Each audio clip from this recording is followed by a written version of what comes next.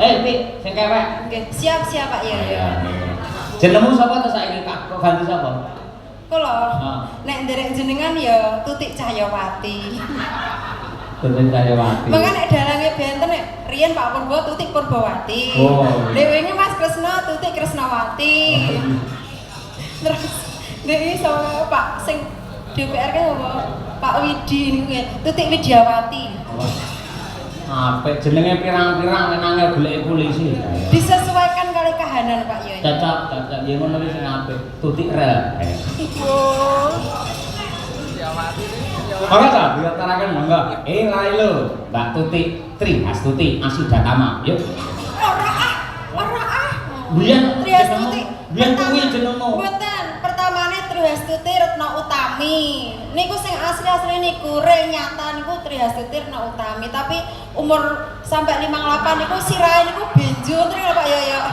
Benjone nganti saiki ya. Mboten digundul kados suleten terus ngoten lho. Baran. Udun semat mboten saged mari. Kuwi jampes ning sirah kuwi. Terus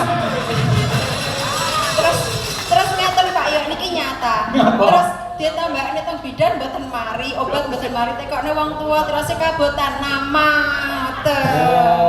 Kabotan jeneng. Jadi utamine kon gua ngoten. Dewe Tri Astuti Retna Utami kan nggih bagus to. Ngarep anake gen dadi wanita yang utama. Gak kuat Pak Yoyo. Udunen sirahe. Heeh. Lah jenenge Utami wong pakartimunis tok ha ya. Ora iso Utami lho. Vitami. Yo diaturake coba. Elo, dados.